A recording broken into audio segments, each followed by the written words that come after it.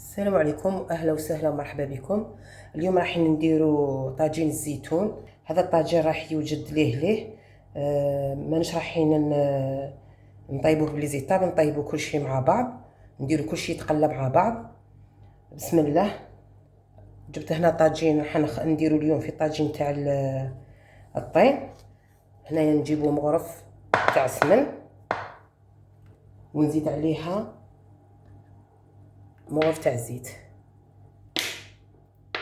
هكذا. ندير الطرف تاع الدجاج تاعنا يتحمر مليح، نغطي عليه ونخليه حتى يتحمر مليح ونزيدو نكملو الوصفه مع بعض. بعد ما تقلى مليح الطرف تاع الدجاج في السمن والزيت، جيت درت كل المقادير مع بعض. درت بصله متوسطه مقطعه رقيق، وثلث سنه ثوم. الزيتون انا ما نغليهش، نبيتو في ليله كامله في الماء وصباح نصفيه ونستعمله. وربع حبات جزر، شوف كيف مقطعها انا هكذا هكا شغل مايله. درت شويه تاع قزبر وبوكي هنا تاع قزبر ومعدنوس وزوج ورقات رند ولي زيبيس. الملح انا ما كثرتش، ندير بالمغرف الصغيره هذه. درت مغرف صغيره كيما هذا ملح لانه نعرف بلي الزيتون مالح، نديرو من بعد نذوقو ونشوفو. درت نص مغرفه صغيره تاع فلفل اسود ونص مغرفه سكنجبير وكركم وعود غير صغير تاع قرفه. كل شيء يتقلى مليح مليح على نار هاديه، ومن بعد نمر.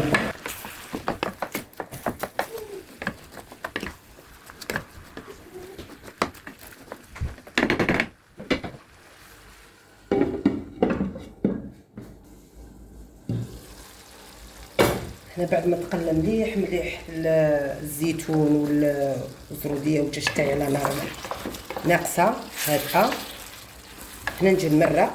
وقبل ما نمرق عندي هنا كاضافه زعفران الشعران، اللي ما عندوش يدير الزعفران بودر ولا نقدروا نستغناو عليه.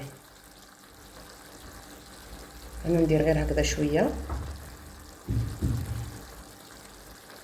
ولي زيبيس نقدروا نزيدوا حتى القزبر المرحين، انا ما عنديش، ما درتش اليوم، بصح يجي روعه في طاجين الزيتون. راح نمرق برك. الطواجين هذو تاع الطين ما يستحقوش تمرق بزاف، نمرقوا قيس الدجاج وقيس الزيتون تاعنا وخلاص.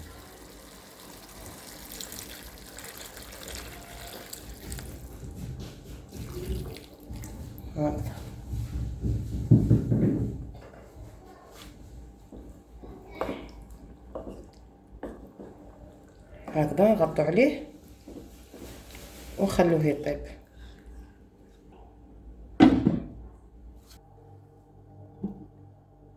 طاجين الزيتون راه وجد معنا. شوفوا البنات كيف جا معسل، جا خاثر. حنا في الاصل طبق الزيتون ولا طاجين الزيتون ما نديروش فيه الزروديه، نديرو غير هكذا ولا مع الشامبينيون في العراسنا ولا المناسبات ولا العرضات ولا باغ في الايامات ولا ساير الايام ولا لعائلاتنا نديرو معها زروديه، نزكوه بالزروديه. وكاين اللي يحب حتى الزروديه اللي طيب فيه تجي بنينه. هذه هي. في الاخير نديرو له رشه تاع معدنوس هكذا كتزيين. شوفوا جا ما شاء الله.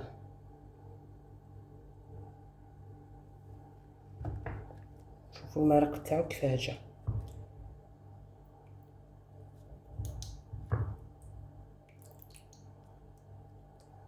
والرشه تاع القزبر المقطع اللي درتها في التقليه هذيك تعطيلو بنه روعه. جربوه البنات، مش راح تندبوا.